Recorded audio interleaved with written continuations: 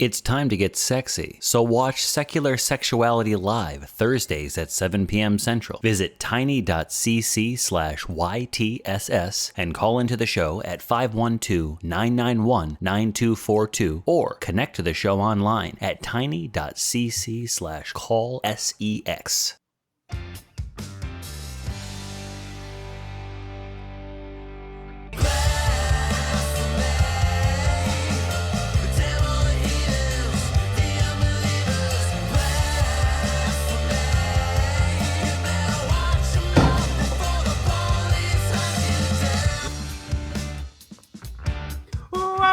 Welcome, my wonderful new and returning journeyers, to another episode of The Non-Profits, the show where we discuss the topics of the day with a skeptical magnifying glass and a good slug of humanist perspective.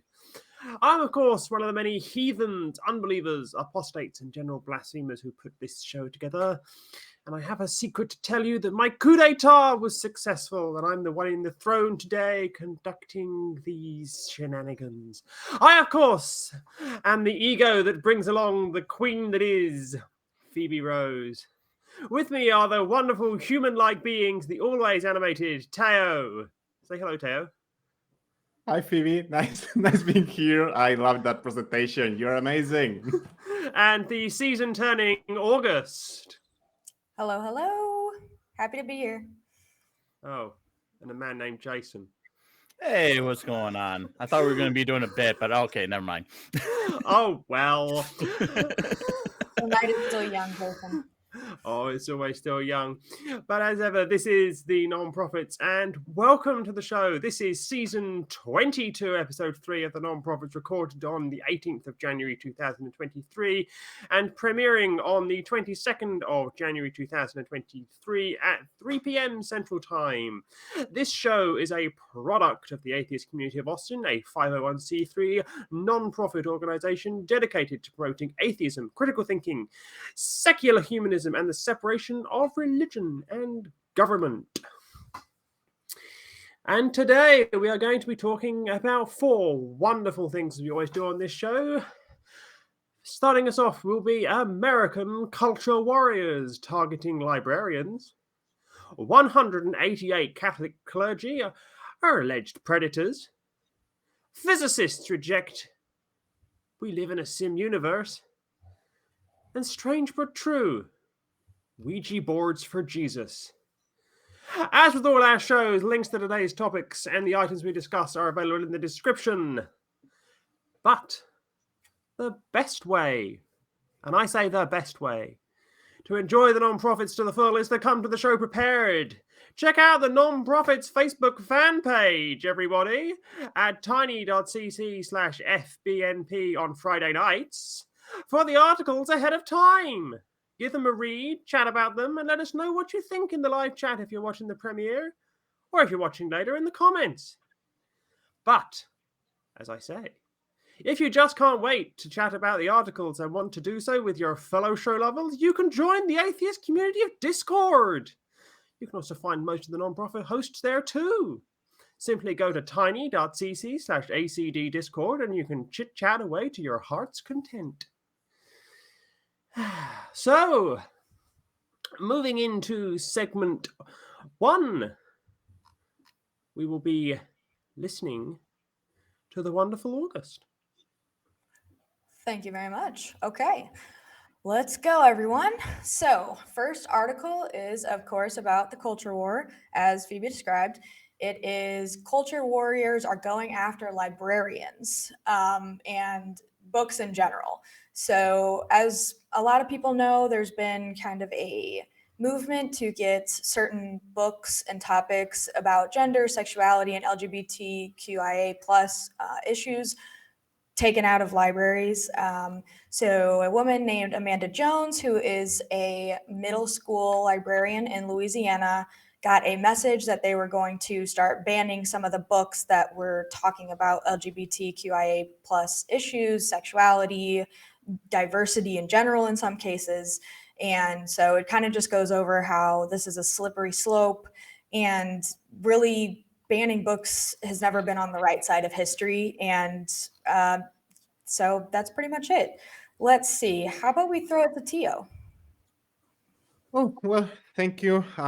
Yeah, we have been talking here before about how the USA is slowly turning into a kind of theocracy. We have, what you have over there, some extremist Christians who are in power. They have been boosted by the extremist right-wing political party, and they are turning education into a war. And worst of all is that the USA students are just the casualties of this war because they know what they are doing. They exactly know what they are doing by forbidding history from students, forbidding specific topics. They are going to enclose them into a bubble. And this is exactly what tyrannies do in order to change history and control people. Everybody read Orwell's 1984 and you will see the perfect sample on how you can control what people learn in order to manipulate them and control what and how they think. And I don't even want to imagine what is going to happen with these small children who are growing into this bubble where they only see pictures of white straight people on their books and suddenly they realize there is a world outside.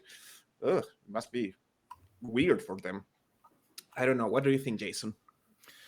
So this article took me a few tries to get through just because I was so incredibly angry at it. And we've talked about banning books. We talked about burning books with friend of the show Greg Locke. And it's absolutely disgusting. But what this article is really talking about is the very, very human aspect of it, where librarians across the country are being hounded. Like, this isn't just Miss Jones' story. This is a story that is going on in all corners of the United States, and I'm sure it's going to spread out into other nations as well because of this whole idea of the religious right keep on marching on. But this is an article where we get to see how a woman is absolutely terrorized because she just wants to do her job. She wants to keep her libraries filled. She wants to keep the populace of her community educated, and her community is telling her, no, we don't want that. In fact, we want you dead. And they created Facebook accounts to terrorize her, people asking, and this was a direct quote from one of those accounts, is, why is she fighting so hard to keep sexually erotic and pornographic material in the kids section? And from a just purely guttural standpoint, you can say, yeah, why would she be doing that? But that is not what's happening. Once again, we've got this whole misinformation. We've got this Operation Blitz of legislations, of policing morality, and none of it is real. None of it is real. And I don't understand how people are able to say, hey, why is this material here, when they can't even just go into the library and see it's there or not. They just assume it is because somebody else has told them. But Phoebe, what do you think? Well, I read this and I look back at my own country's history and the British American author Sir Salman Rushdie, because he was targeted after he released the Satanic verses, and it caused so much outrage how much one book did that it actually prevented the United Kingdom from recognizing and establishing diplomatic relations with the Islamic Republic of Iran because the Ayatollah put a fatwa out on the man. I mean, all the guy did was write a book, and he got a fatwa, which is a call for people to murder him, put out on him by the head of state of a country. This is how divorced from reality some of these people have become with their censorship. And we see it here. We see these people trying to create themselves as judge, jury, and executioner. I mean, if Judge Judy saw these people, she'd throw them out of the courtroom as complete lunatics. These people have become devoid from reality. and they are going down these paths of complete nonsense. And we have to push back on this. But the other thing that gets me with this is that these people are targeting libraries. What is this, the 1950s? Have these people not realised what a computer is and what the internet is and what telephones are and all these things and how things are now available and your friend can lend you things, and even if it's not in the library, these things are still going to get discussed. And it just winds me up the wazoo that these people don't actually fully comprehend that they're still stuck in the 50s. So, August, take me out of the 50s and bring me back into the 21st century. Well, I'm going to take your fit and then extrapolate on it and go into my own fit. I'll try to make this as quick as possible. So I do have popcorn. right. So I do have a couple of things here. First of all, since I tend to like to look up research papers, I know I'm a nerd. I found a bunch of articles and Google Scholar journals that went over the fact that teaching children about not even sexual things, but even just like, hey, this is your area. You have this kind, some people have this kind, and if someone is trying to touch you there, you should know what that is and know to say, like, hey, I don't feel safe, that kind of stuff. And it actually goes into preventing grooming. And it's so ironic and funny in a non-funny way that they're like, oh, you're trying to groom these kids. And it's like, no, actually, we're trying to do the opposite. We're trying to prevent them from getting groomed, because the kids who don't know that that's not something, if you use all these, false names for their areas, I know we all know what we're talking about, then they don't really understand if someone is trying to do things to them that they shouldn't be doing. So that's the first thing, is that this actually goes to prevent grooming. And they act like we're trying to show pornography to children. No, we're trying to make it age appropriate, of like, hey, it could be as simple as, look, some people have moms and dads, and some people have two moms, and some people have two dads, or, non-binary parent. I know, right? Oh, scandalous. And so it even just goes into teaching like tolerance from a young age of like, hey, that's okay. And that's a good thing for kids to know, is that people are different and that's okay. And we can celebrate those differences.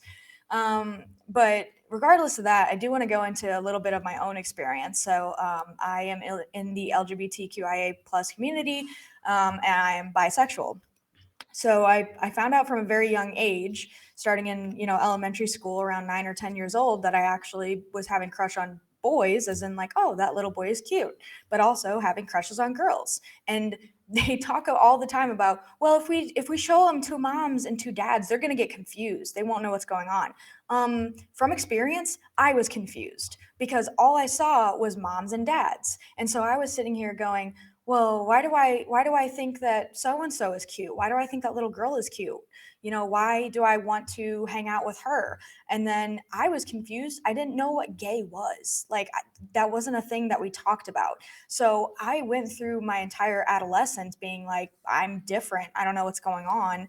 And then being scared to tell anyone about it. So I didn't even realize that not only that gay was a thing, but that bisexual was a thing, because it was so stigmatized. So when I was 15, I was finally like, oh shit, I think I like girls. And then in addition to guys. And then I didn't come out until I was 18, and that was only to a select amount of people. So you want to talk about confusing kids by educating them? Education equals confusion, apparently.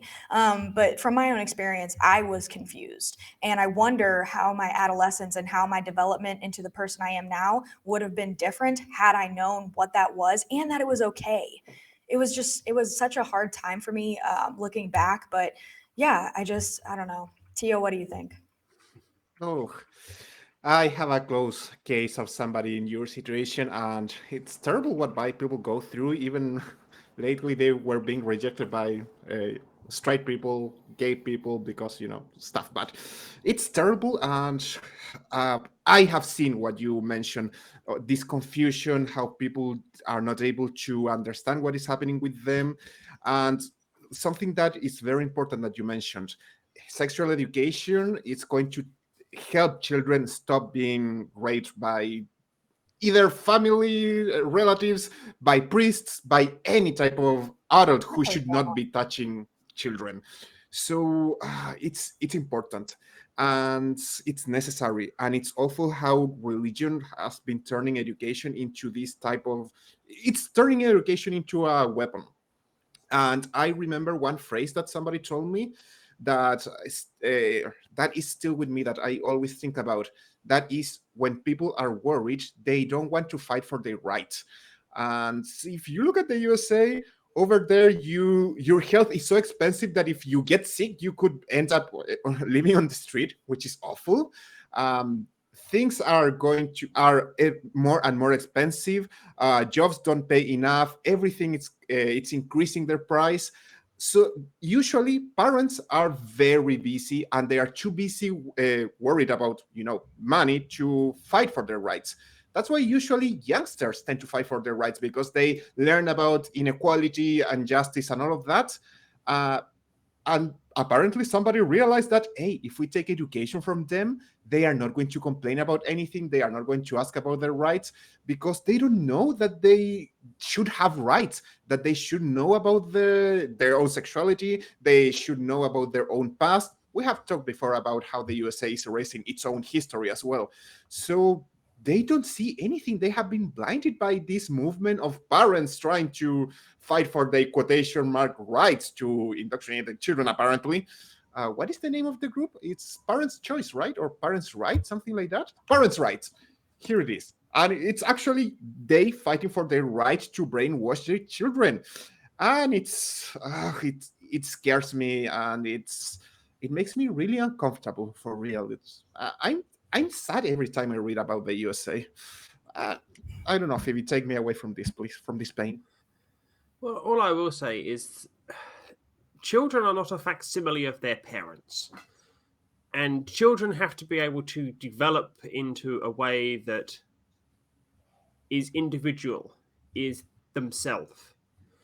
And what we currently have going on here is we have people who call themselves things like concerned mums, million mums, when in fact they're just people in FDR territory of the fear of fear itself here. And they created this fear of something that isn't actually happening. And the problem is that it's allowed to manifest because, and I'm going to quote one of my favorite television shows, because somebody came along and said that all this means we're soft on crime, soft on drugs, soft on communism, soft on defense, and we're all going to go back to the Stone Age because people shouldn't have to work a day if they don't want to. And we didn't turn around and say, well, excuse me, you right-wing, reactionary, xenophobic, homophobic, anti-education, anti-choice, leave it to Beaver, back to the 50s. We cowered and went, please, don't hurt me. No more. No more of this, please don't hurt me. And before I hurt someone, Jason, take me away. So we talked about briefly on the internet of, this free access to information. And that is true. And some might say, oh, well, we don't need libraries anymore. And that argument has been going on for the past 20, almost 30 years. And I disagree with that wholeheartedly, because when you're at home and you have access to the internet, your parents may put on restrictions to what you can see online. And in most cases, that there should be some kind of restrictions. We talked about age appropriateness, and yeah, you shouldn't have a 5-year-old trying to look up snuff porn. That's just absolutely disgusting. I don't know why you'd want that. I don't want to yuck your yum, but at the same time, can we kind of think about that a little bit?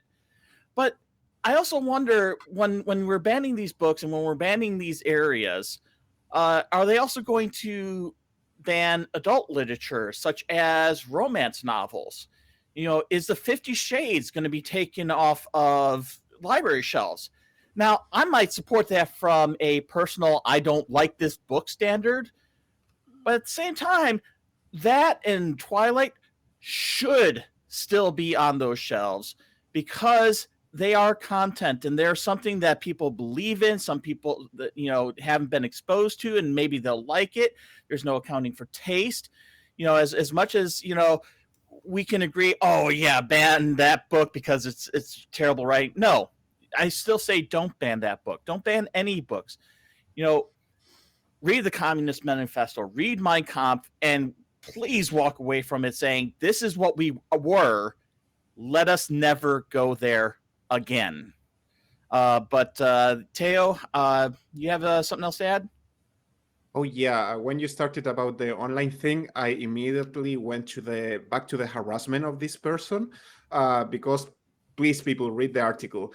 She was harassed for months. I'm going to read. She began to ripple out of family. Sorry, the harassment began to ripple out to family and friends who were sent vitriolic messages from strangers. Her body started to react. Jones described horrific physical changes as the stress mounted. Her hair fell out, her body broke out in hives. She stopped sleeping, suffered from panic attacks, and lost dozens of pounds over the next 2 months. One day, a stranger sent her a death threat. You can't hide, we know where you live, he warned. You have a large target on your back, click, click. This kind of reminded me a little bit about Telltale Atheist, when he decided to talk about a teacher trying to indoctrinate his toddler, and this little girl started receiving death threats as well. And people doxed him, they said where he lived on the internet. So of course, a lot of strangers started sending death threats. He had to move out of the city, if I don't misremember. So you understand why, with the USA having this history of being awful through the internet, of harassment and people being violent when their beliefs are challenged, why my flesh face is not being shown in here and you can only see this very cute cartoon, because I have a family to protect and friends and all of that. So I can totally understand that. And people, that's the danger that we suffer when theocracy or religions take over and they can do all the harm that they want to. And it's a sad indictment of the world that we live in. But I would like to give the person who started us with this the final words on this. So, August, what are your final words on this before we move on?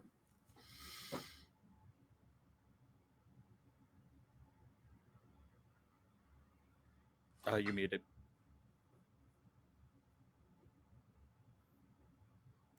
Sorry.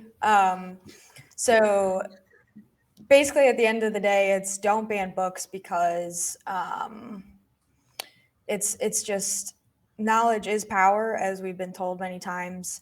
And I think if we equipped people with the right skills to be skeptical and question if information is correct or anything of that sort and ask questions, then they should be able to figure it out for themselves. So I really don't support banning any books, really. But yeah, that's about it, I think.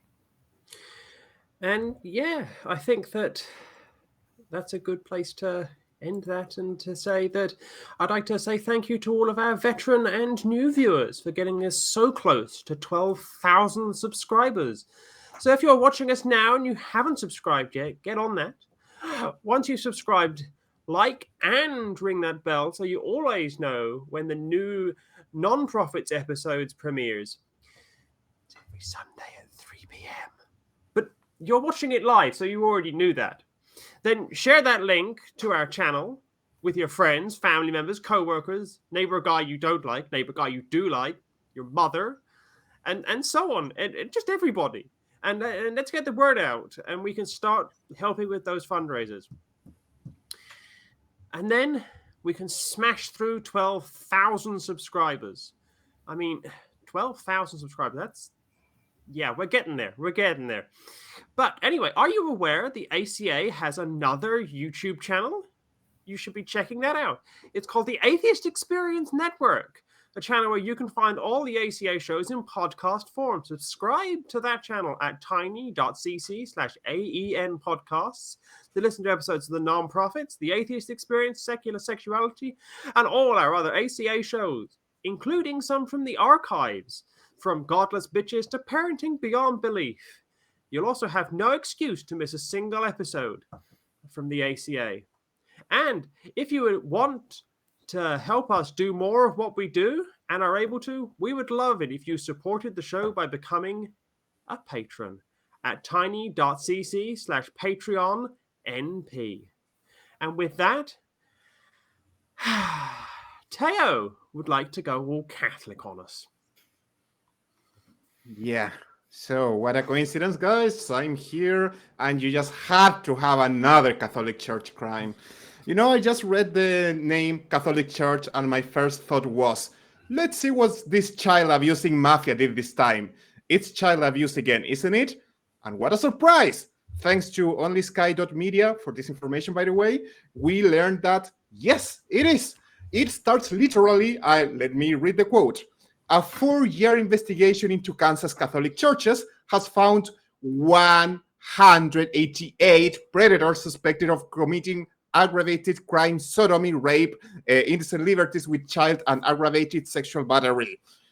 And I wish that was the end, but the report also says there were 400 victims of sexual abuse in the Kansas Archdiocese since 1950.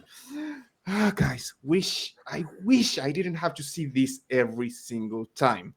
So, Phoebe, what do you think? Because I have way too many things to say about this, guys. I've got a feeling washing over me. I hear familiar music. I see The Exorcist playing. I hear tubular bells. Oh wait, it's Deja Vu. I feel I've been here before. This is just one thing the Catholic Church just cannot exorcise from itself. I mean, they don't have an image problem, they have a predator problem. And we keep seeing this over and over and over and over again. But it's the gift that keeps on giving, but in all the wrong ways. And I just find it incredible, absolutely outright incredible, that nobody has turned around and gone, what on earth are we doing here, still endorsing an organization that country after country after country, in state after state, and with pope after pope, that doesn't do anything to change the culture here? I mean, Jason, what would you do?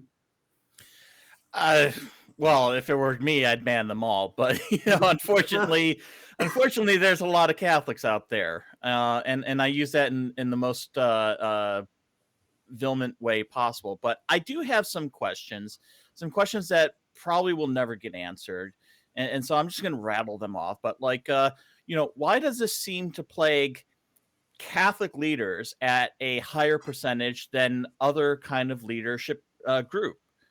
Is this really because they can't marry? And I think that's very doubtful due to who they're preying upon. Is this because that these leaders are gay and they don't have an outlet for it, that their religion tells them it's disgusting, and they read Leviticus and all that? Do they hope that the really young can keep it quiet? And the last thing I know is just, when is anybody going to study why this keeps happening? Because we can't fix a problem. The Catholic Church can't fix the problem. Governments and people all around cannot fix a problem until they can identify what the problem actually is. I mean, just on that point, I mean, in Britain, we had an entire organization that was an entire government inquiry that was set up about institutional child abuse that occurred. And a former host on the ACA, Lloyd Evans, was one of the leads for Jehovah's Witnesses. And there was also representatives from the Church of England and the United Reformed Church And in England, it was religious organisation after religious organisation. So it wasn't just the Catholics that were here. But this report took years and years to come to fruition. Nothing's changed. All we do is we just now know about it. And when it comes to organizations like Jehovah's Witnesses, they've changed their rules to make it less transparent and more difficult to get around these things. But I feel that the lovely Teo would like to go all Catholic on me again, though. So it had to be me, right? Now, you Of know, course. whenever I read this, I always have the same question. Why the heck do people keep supporting such awful institution? Jason said it. I think we have always repeated the same thing. How is it possible that people keep supporting monetarily an institution that is known for raping children? I know that whenever I read something about the Catholic Church, I know I'm going to read about children being raped. And it's always hundreds of children. It's not like one or two. It's literally hundreds of them. And out there are people who would dare to say something as awful as, oh, you know what? Those are just some few rotten apples. Not all priests are rapists. As if that didn't make every single priest who is not a rapist but supports the rapist co-workers their accomplices. I remember some time ago when I read about a guy who said... sorry, I got distracted. It was some news about a child who murdered a priest with a crucifix because that guy raped his sister, the sister of the child. So he went and killed him. And of course, everybody had an opinion about it. But the opinion that I liked the most was one guy saying, the punishment for this child should be the same that they give to priests. Just put him in another church and make him repeat it again. So maybe it's a solution. I don't know, but guys, it's awful that we know that the Catholic Church always tries to cover crimes, just moves these guys to another place and let them redo that again. And that makes me sick. That always makes me sick. So, August, before Teo gets sick, let us hear what you have to say on this issue, shall we? Well, for starters, I feel like every time I'm on here, there's another freaking story about not even just a few isolated incidents. Even that would be bad enough, but we're talking hundreds, and those are the ones that are being reported. Though, how many are the victims silenced, or they just, the stigma around that kind of thing happening to you as well can be such a powerful thing to prevent you from coming forward and saying, hey, this awful thing happened to me, because some people can feel like it's embarrassing or whatever else, although they shouldn't. It's just the reality of it. And I feel like this happens all the time, and I'm just like, wow, another story. Wow, so shocked. I just feel like, whether or not it's the actual institution itself that is promoting this. As Phoebe said, like, there's other religions that are also having this problem, and really just institutions in general, I feel like maybe would be a safe thing to say.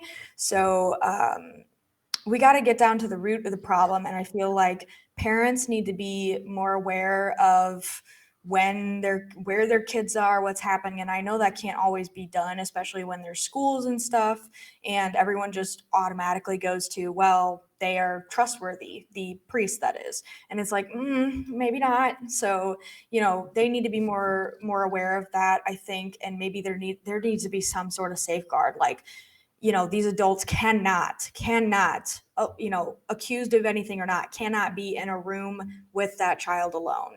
Any child, any person. Like, there should be a buddy system with people now. And unfortunately, we have to do this. I feel like maybe that would be a small step in the right direction to say, hey, you have to have multiple people in the room, which I feel like should just be across the board. I don't want a teacher in a room alone with a young child either. It's across the board, just to say, and it's really for other people's protection too. Like the people that are going, if you're a teacher, it would safeguard you from if, the child, maybe gets some sort of imagination or something to that effect. It would protect you as well. And I feel like we should do that. We should actually investigate it. And, like some of the other people were saying, they just get shuffled over to the next church where it's so many different levels of a violation of wrong. It's like first they did that and that's awful. Then we're not figuring this out for years to where the statute of limitations have passed, or the priests themselves have died because a lot of them are, older. And then we're just moving them to another one where not only they can recommit crimes against these children, the most innocent among us, as they say, there's no criminal repercussions. There's no career repercussions. They just get shuffled to the next one.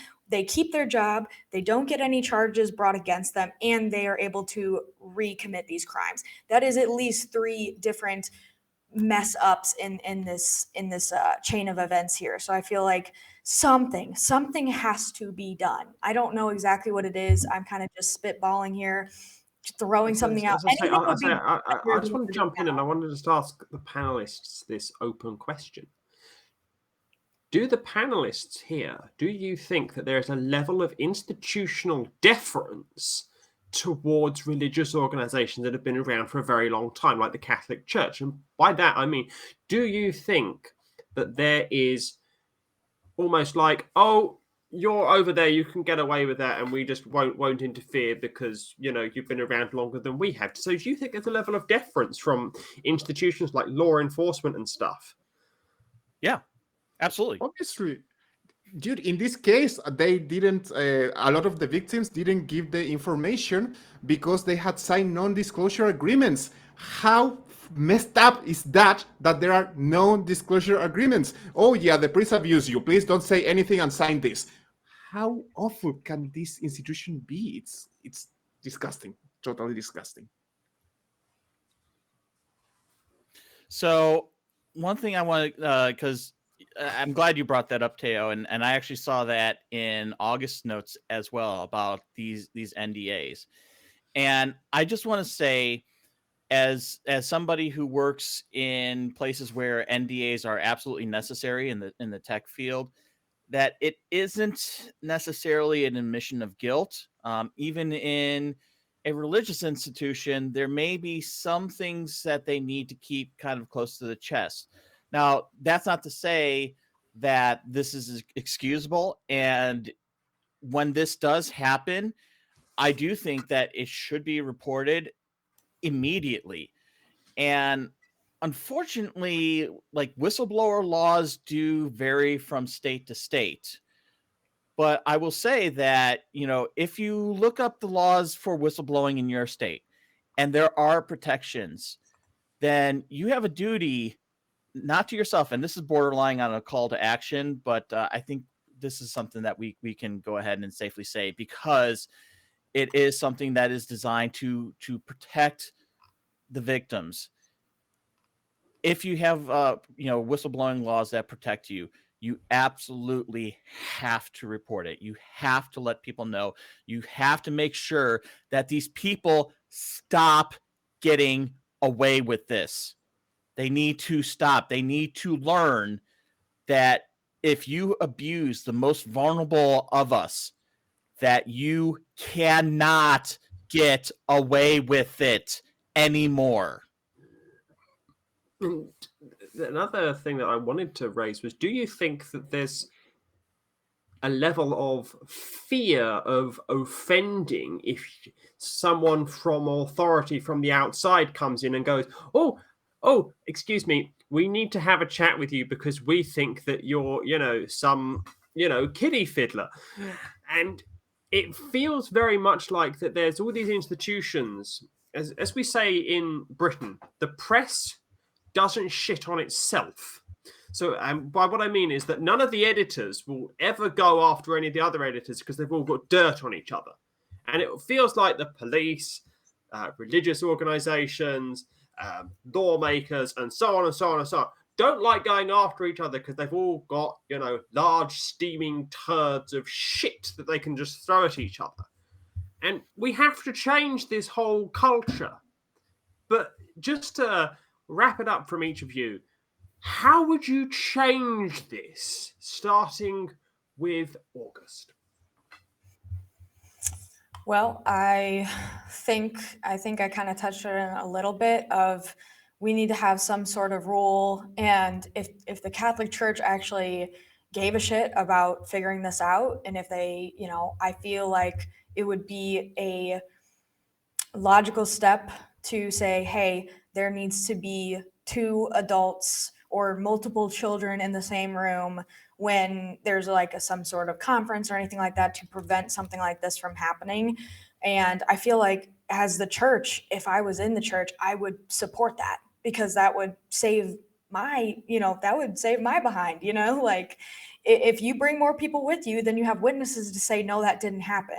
And that's the thing is like it becomes their word versus the kid's word. And I just think that's awful. We need to prosecute the ones that are doing this and get them to stop, not only criminally charge them, but make sure they don't have a freaking job in the church anymore. Seems pretty logical. And then just those safeguards and parents being more aware of it, I think probably would be a good start in a little bit of the right direction.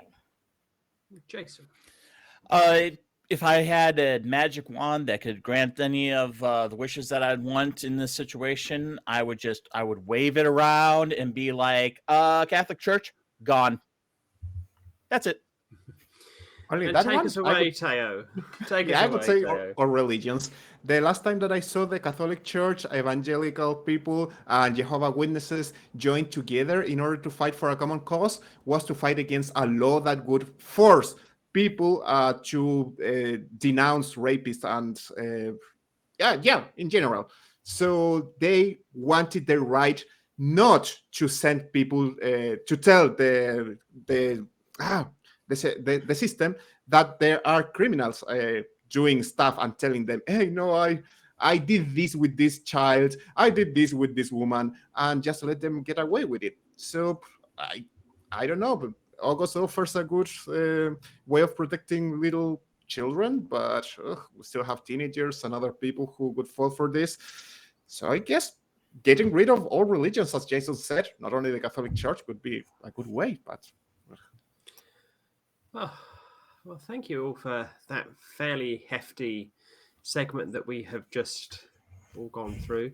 So as the four of us defrock, let's take a break in our conversation. If you didn't tune in to the other ACA shows last week, here's what you missed.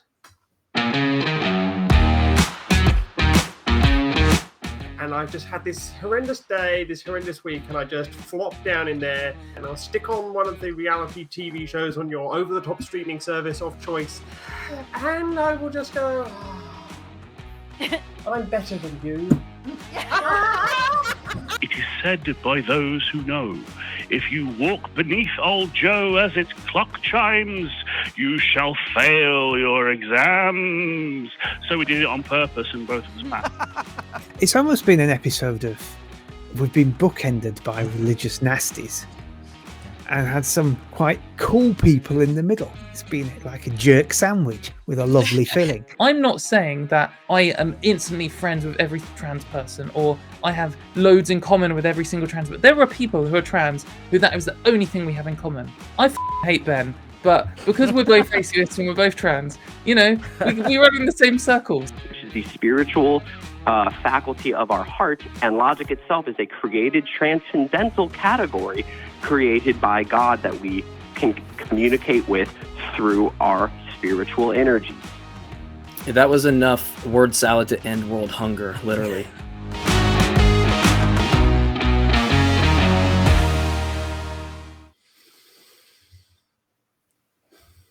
Well. If you like what you see on the ACA and you could arrange to be in the Austin, Texas area between Thursday, January 26 and Sunday, January 29, consider joining us in the studio audience at the ACA Free Thought Library. for live broadcasts of Secular Sexuality, Truth Wanted, Talk Heathen, and The Atheist Experience.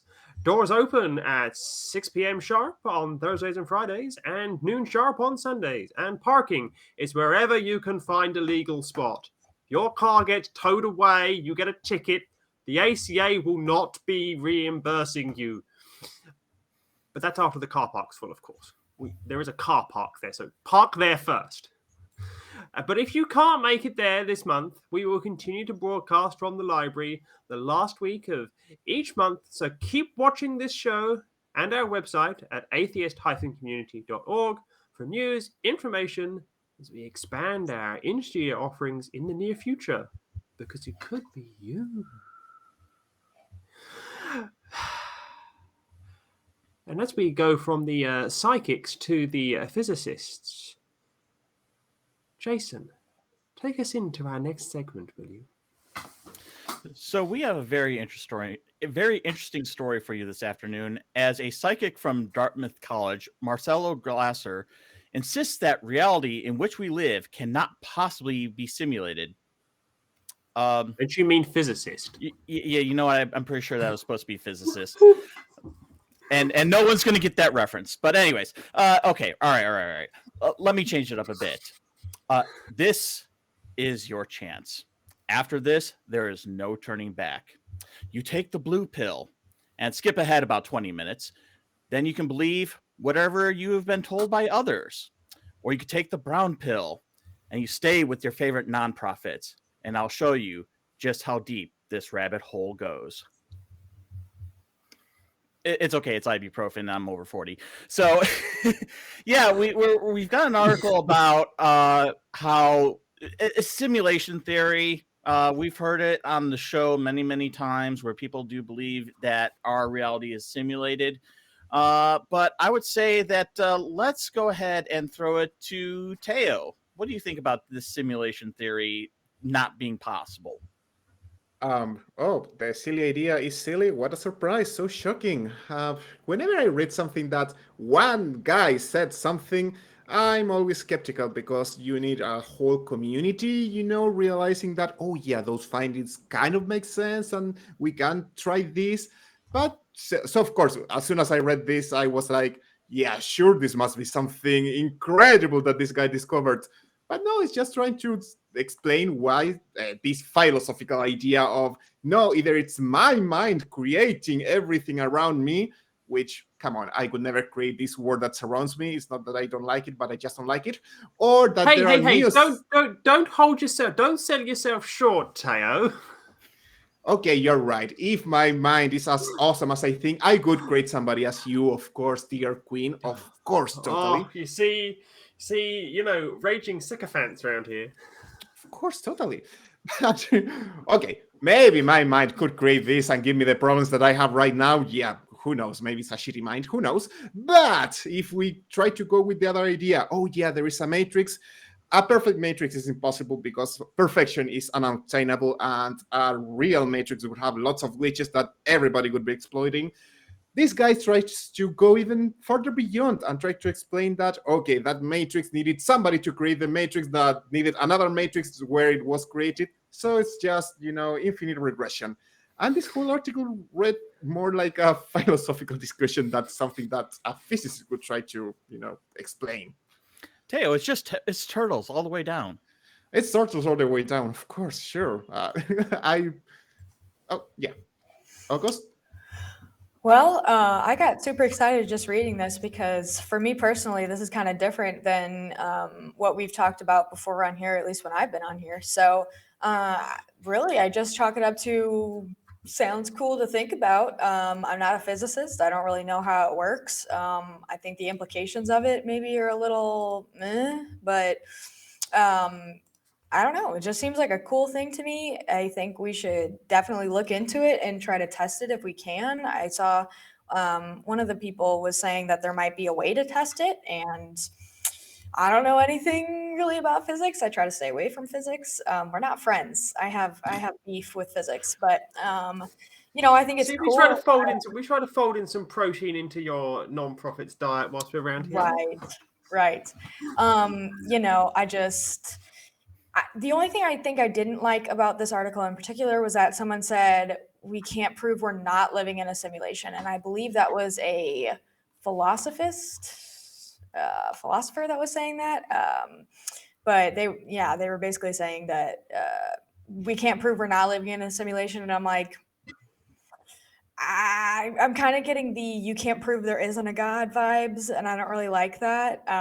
It just seems like the argument from incredulity of, I don't understand, therefore, and so I'm like, I'm not going to say I understand it. I definitely don't. It's way over my head, but I feel like there is a neutral position, and I feel like, maybe I didn't look into the article as much. Maybe they did say this, but I feel like there's a neutral position.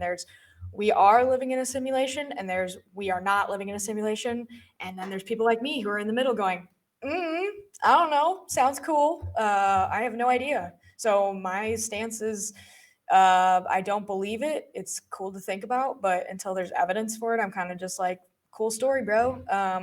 Doesn't really impact my life very much, but I definitely think it should be explored, and it just sounds fascinating to me. And I probably will go binge some YouTube videos about it after this. But, all right, yeah, Jason, what do you think? Jason, go on then. Sorry, Phoebe. So, you see, I need cutting down occasionally. So I mean, you said some things there, like, you don't understand the physics behind that, and that's perfectly understandable. And there are so many different type of simulation theories. We've got some popular ones like the Matrix or the Sims, where we're just plugged into a computer, or we are the program and somebody is controlling us. They talked about, now in this article, they briefly touched on something to do about cosmic rays, that studying them can somehow, and I tried to read that paper, and it was like a lot of different academic papers full of semantic nonsense. But another one that I never heard was the idea of a Minecraft thing, where the universe is just broken up into little chunks, and as you move into one chunk or another, it builds a whole new thing. I'm like, okay, wow, that's really cool. But like, there's trying to look out into the deep cosmos to try to find the pixels of the universe. Sometimes they go deep into like the Planck level of things to try to see that, oh, well, maybe electrons and neutrons, they're ones and zeros of the massive program. And all of it is just kind of like you said, August, it's a lot of cool story, bro. And yeah, how do you create a tool to, within the universe, within that computer, within that virtual machine, to use a computer term, to then go outside and see the environment further as it is? Again, I have my own personal incongruity, but at the end of the day, I can say, I don't know, but if you come up with something, I'm willing to listen to it. But yeah, I have to jump in here. But whenever anyone uses phraseology like, we can't prove we're not XXX in this situation, living in a simulation, I feel they just haven't got a clue that what they're talking about, and they're just going, no criticism, go away, please, no criticism, no. I mean, we can't prove that a deity does not exist. That doesn't mean that I go around bathing in Pascal's wager going, oh, look, I can't prove it doesn't exist. I mean, these claims from these proponents, they're no different to people claiming like lizard people are running the British monarchy, or, the elders of Zion have invaded Mars or something. I mean, these are created in some cases so far outside the Overton window that they can't even be thrown back through it to be defenestrated through the Overton window. We have got to a point where somebody has come along and gone, I think that we could be living in a simulation. I can't prove it's not a simulation, so I'm going to say it is a simulation. Rather than going, why on earth am I saying it's a simulation in the first place? And I mean, it just gets to the point where I could say, I live inside this ruler, and I come out of it 15 times a day to talk to other people, but I live inside this ruler. I can't prove I don't live inside that ruler, but that's where we are. And I'm willing to believe it. I feel I may have overextended the metaphor here. So if you know, very summer breezy kind of August can take me out of my, you know, wonderful ruler that I've got here, I'd be very much appreciative, please. Yeah, I just think it's kind of just wow, this is really cool. And I know in certain things, like I've seen on Truth Wanted, people call in about simulation theory all the time, and it's like, you're not a physicist, you don't know what's going on, but whatever. I think I kind of chalk it up to the same thing as like I believe it's the Fermi paradox, where it's like, where's all the other intelligent life? And there's some people who are like, ooh, there's aliens. And then there's like, no, there's no way there's any kind of life outside of us that's intelligent. And I'm sitting here like, I don't know. Sounds cool. I want to look into it. But like, it's kind of just like a mind boggling, just blows my mind every time. It's way over my head. But one thing I do want to bring up, kind of circle it back to the potentially religious side of it, is the fact that if there's a simulation, it brings to the forefront the idea of free will, and if there is free will. And I believe that, like, you know, even amongst, you know, non-believers, skeptics, there's a lot of discussion about whether we think we have free will or not, and completely absent of religion. And there's a lot of people without religion who say, no, I don't think we have free will. And there's others that say, yeah, I think maybe we do. We're autonomous. So I thought that was really cool to think about. Well, if we are just in The Sims 4, then, you know, what does that mean for our decisions? And I think it could go into brain chemistry and all this kind of stuff. So it is definitely a rabbit hole of things. So what do you think, Tio? Well, I was going to say exactly the same about free will, because it's hard to define it. I mean, what is free will? Is it actually being able to do anything that you want? Because that is not possible due to many things that are going to define if you have the capacity to do it, resources, etc., etc. Or is it making my own choices? Because we know that the brain decides before I can make my thoughts conscious. So yes, you said it's very hard to know what is actually going on. And what you mentioned about the alien things, one of my favorite comics that I've seen is two figures. One guy is talking to a figure, they are looking at the stars, and one says, are we alone in the universe? And the figure answers, yes, we are. Oh, so there are no others out there? Yes, they are alone too. Because, of course, distances are so huge that it's, you know, we are all alone in the universe, because other life is separated by millions and millions of years. And now that we're talking about these crazy theories, may I introduce you to the theocentric theory of the universe, where the whole universe was created just for me? It's my new religion. Wait, I'm the inviting universe was created for me Oh. and my ego. Oi! My theocentric universe says the theory of the universe is other thing, but we will have to describe it. But okay, Phoebe, what do you want to say? Phoebe is just an NPC in my universe. I was chatting to Jason earlier, and he's got some experiment that he wants to try. So let's have this experiment of yours that we were chit-chatting about earlier. Come on.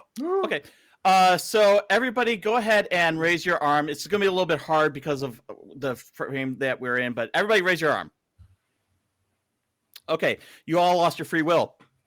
You all lost your free will. Come on. I willed you to raise your arm. Wow. And so That's therefore, deep, man. That's deep, bro. Yeah. Can I put it down yet?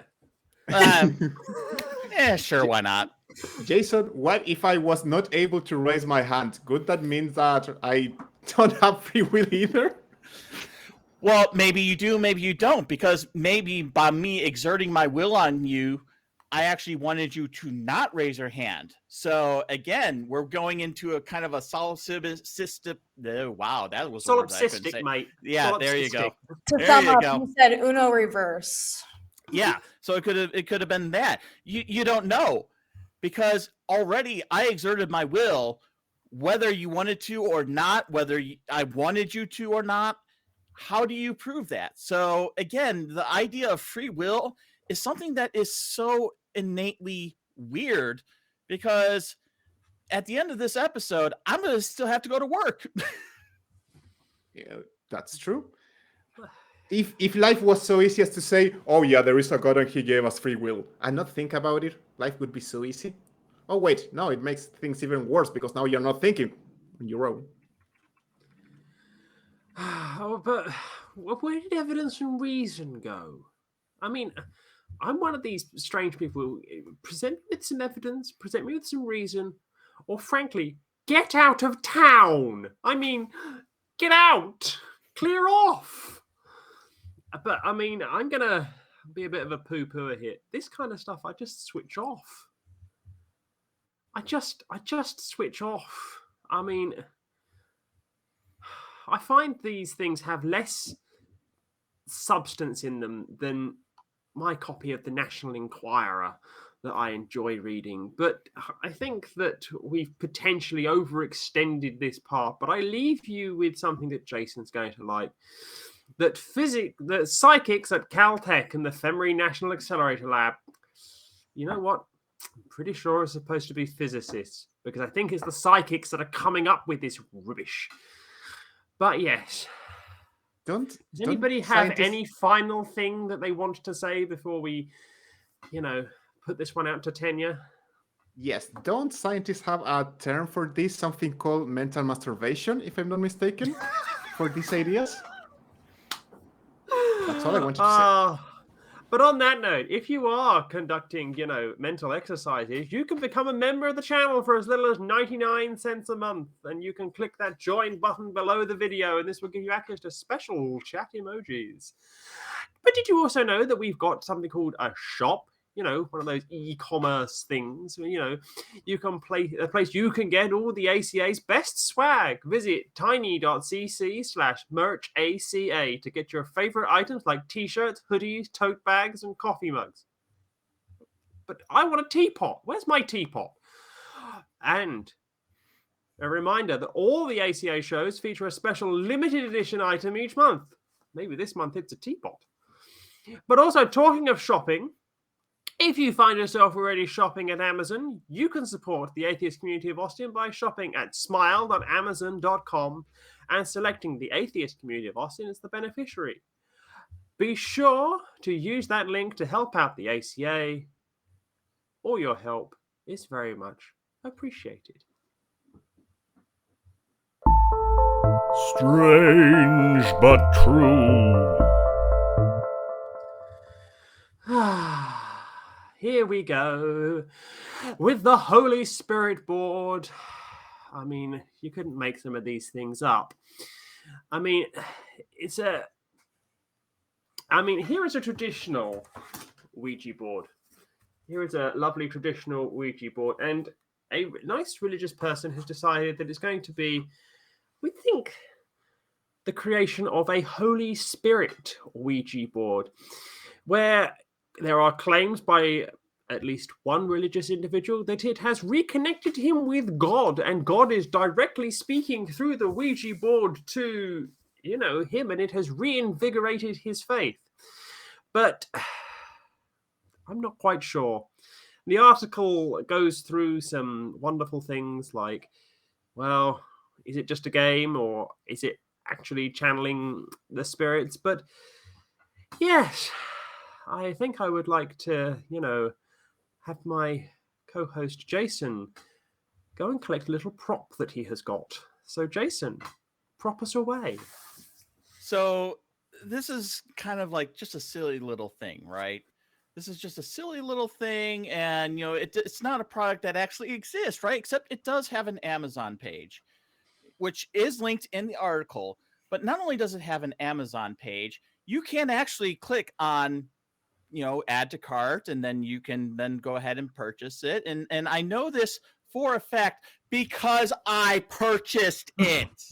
Okay, here it is. This is a real thing. This is I'm flabbergasted here. I'm absolutely flabbergasted. Look, you open this box up, and we don't typically do unboxings on this show because that's not the type of show that we have. But you open this up, and here's the damn board. I mean, here's mine.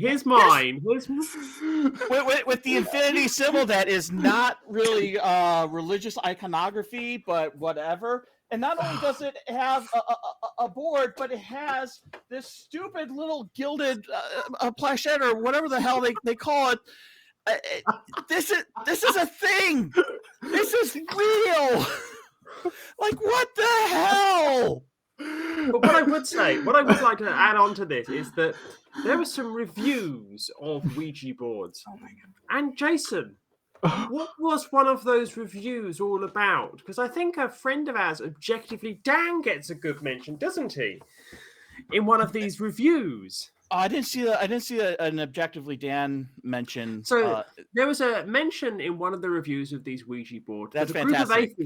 A group of atheists went into a haunted hotel and asked it all about different wonderful things, including if Dan has 3 hands. So that was actually from the Halloween special in 2021, which was absolutely amazing, and you should go back and watch that. So, I also want to say, and I'm going to kick it over to August after this, is that yes, I bought this thing. No, I don't intend to keep it.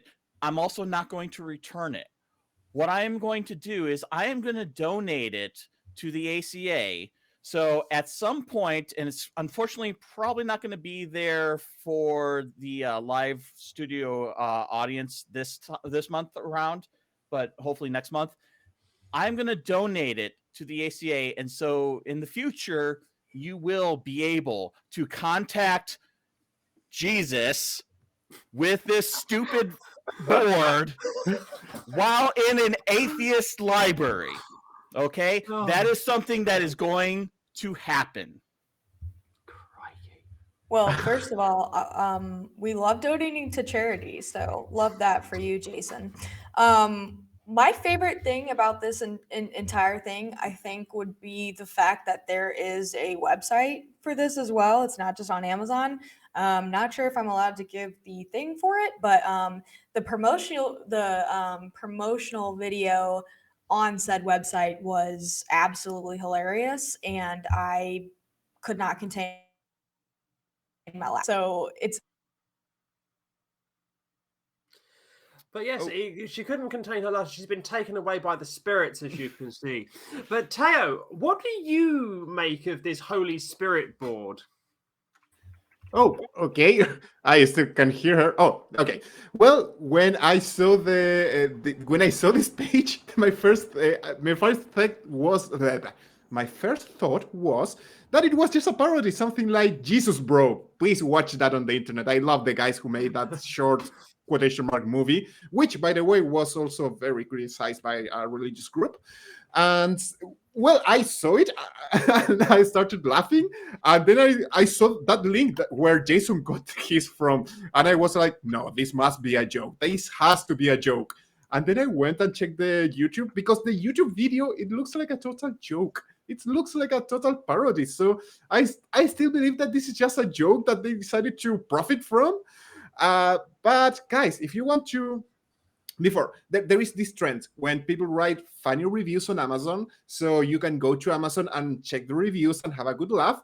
But I dare you, all of you, go to the original YouTube commercial and watch how Christians lose their mind to this thing, and they are going to be quoting the Bible over and over, saying that people participating in this will burn in hell for practicing evil dark magic. So there you have your warning, Jason, and everybody who goes and plays with this. And I couldn't just contain my laughter after reading all of that. So this is hilarious for many reasons. But August, what was it like in the spirits there? So, tell us about it. Yeah, apparently the curse of Yeshua just came over me. Had my stream frozen for a minute there. God must be real. That is a joke. So you have to say it. People are confused sometimes. So my favorite part about this, I'm not sure if you guys heard me say this earlier, but was the fact that people are getting so mad about it. Like Theo said, just like they're saying, oh, this is demonic, and oh my gosh, it's a parody. I feel like even when I was a Christian, I would have thought this was hilarious. And I was a Christian in a past life. But I would have thought this was hilarious because I'm like, there's so much more things to be worried about than a parody board. And yeah, if you watch the video, there are some innuendos, and there's a person dressed up as Yeshua himself. So it's pretty fun. For a grand total of $29, I think it was $29.99 before tax. Don't I know it? Yeah, if you're using US dollars there. You Well, if you're in too Britain, it's can- just $29.99 because we don't add tax afterwards. Oh, that's right. That's an American thing. Man, you guys are Yeah, Yeah, when but you you were there. can't get it. Oh, that's Yeah, true. But yeah, I just think it's so funny when these kind of parodies come out and the people, they kind of encourage it by getting so mad about it, and their views are hilarious because half of them are trolling and half of them are this is demonic and you need to take this is disrespectful. And if you are Gen Z and you like references, then my thought about this was that video of the Kardashians, and the one girl is like, people are dying, Kim, and it's like, yeah, you're getting mad about a parody bored when people are dying and all that. So yeah, why don't we go ahead and throw it back to Jason? I want to hear more from you. So I did a little bit of sleuthing on this one, and I'm not going to tell you my full results on this because I don't really know what I can tell versus what I can't. Everything that I used was absolutely public records, but I still don't want to go into like everything. This company, Spirit Games or Holy Spirit Games, I'm sorry, it only has produced one game, this Holy Spirit board. There are no other names associated with it. There's very little information on the company itself. In fact, the only name that is anywhere on this product is an artist out in Italy who may or may not have actually done the artwork for the board, the box, and this, that, and the other thing. And so I cannot confirm. Like, it's one of those things where you're like, you're 90-something% sure that this is an atheist or an atheist group. But through all of my research, it's inconclusive. It's still inconclusive. I still think it might be, but I cannot say definitively that, yes, this is a parody, because there are people who believe in all sorts of different things. And there may be quote unquote good Christians, good Catholics, good, great people on both sides that think that this is legitimate, that they may buy it and they'll move it around and be like, oh, I can talk to God. This is great. Instead of getting ambiguous answers through prayer, I got something spelled out for me. So again, it's hard to say that this is, I don't know. I don't know what this is, honestly. I'd say what you have just raised there, though, is one of my favorite skeptics. I went to go and see him a couple of years ago, and he had purchased a Svengali doll. Do any of you here know what a Svengali doll is? Nope. So a Svengali doll is a supposedly autonomous doll. It's really quite scary looking. So if you just type a Svengali doll into a Google's image search, it will come back with some very scary. And it was supposedly imbibed with the spirits, and it would have a pointer like this, and it would have a big board next to it, and it would point out all the letters and spell out words for things. And it was a mechanical thing, and they weren't told that it was mechanical, and it would just automatically come to life because it was, somebody off stage would have set the timers on it, and it would then begin.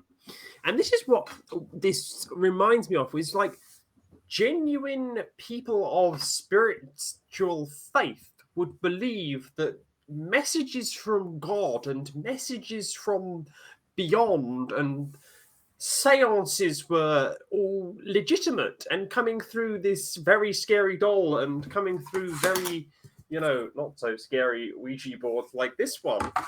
But am concerned that we are still in this position of how is it that we're not going down the path of, oh, this is just a bit of fun, this is just a little bit of a joke. But some people might actually believe it. That's quite scary. So I just wanted to ask everyone for their final thoughts on, well, parody or, legit. I'm totally sure this was just a parody and they saw the opportunity to, cash from it, and people like Jason are buying these things, so well on them. How And I smart have am to I? So good on them that they are making money out of this. And the original Ouija board, or as we call it in Spanish, La Ouija, is just a Hasbro product, and it's just a toy, but people, as Phoebe said, are going to believe that it's kind of real. And yeah, Christians could see you and start shaking on fear because that thing is demonic. So it's just a toy. People started putting silly ideas on it. I remember the Barbie version of it. So it's not surprising Barbie? that, yeah, there is. I'm almost. I didn't check it before this, but I'm almost sure I saw a Barbie Ouija board. Maybe I'm mistaken. Maybe I saw a parody. Yes, please, Jason, check it on Google. Quick Google search says that at least someone has conceptualized it.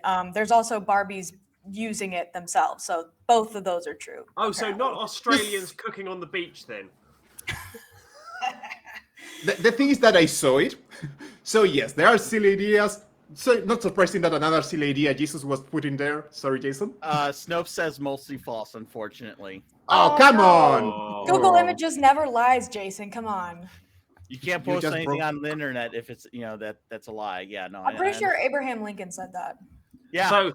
So okay. To wrap this You up, just straw broke my poll. heart. I just a straw poll.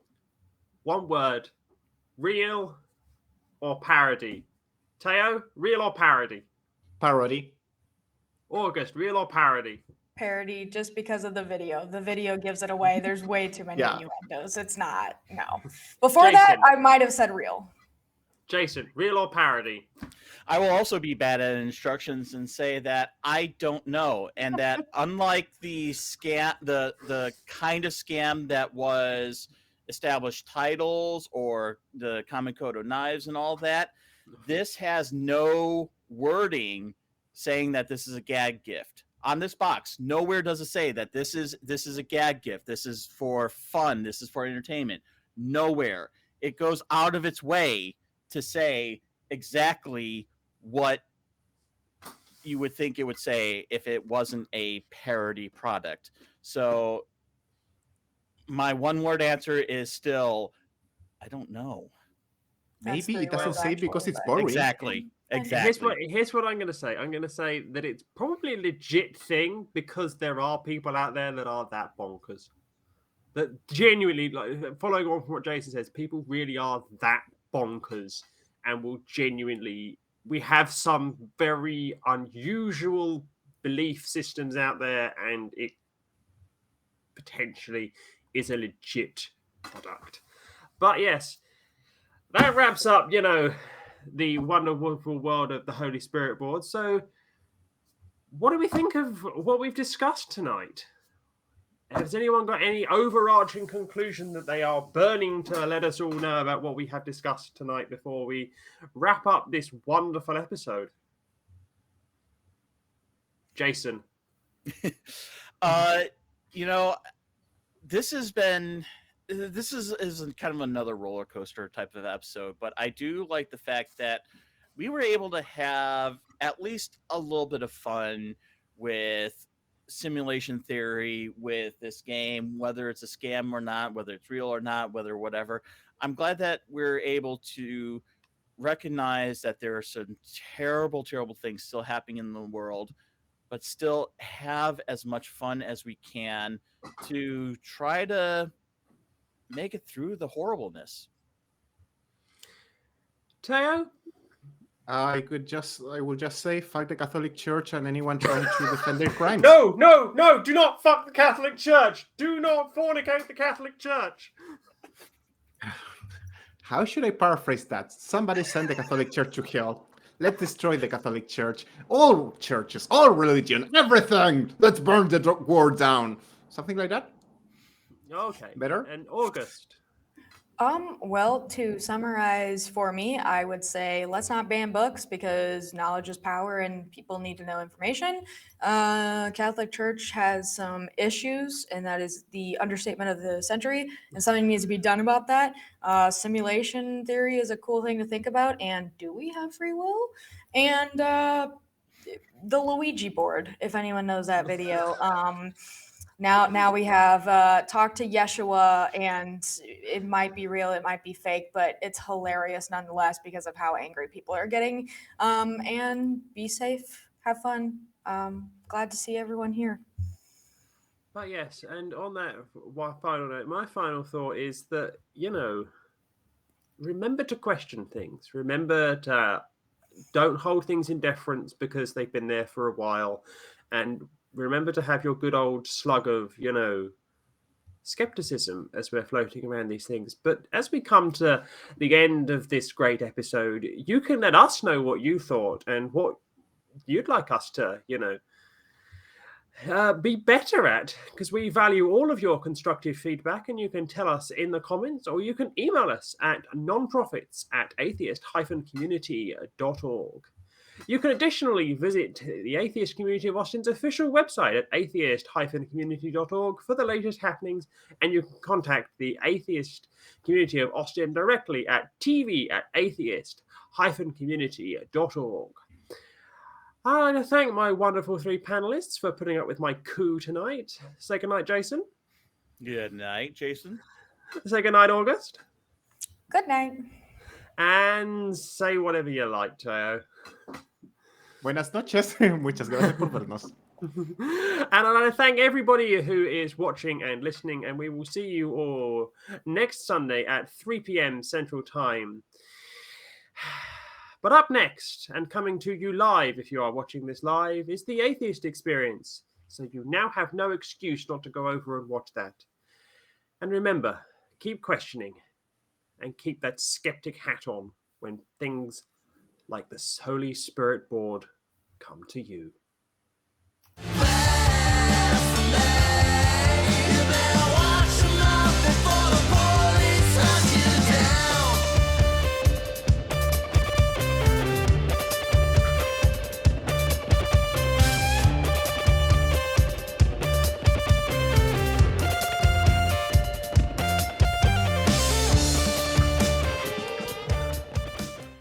Watch Talk Heathen live Sundays at 1 p.m. Central. Visit tiny.cc/YTTH and call into the show at 512-991-9242 or connect to the show online at tiny.cc/callth.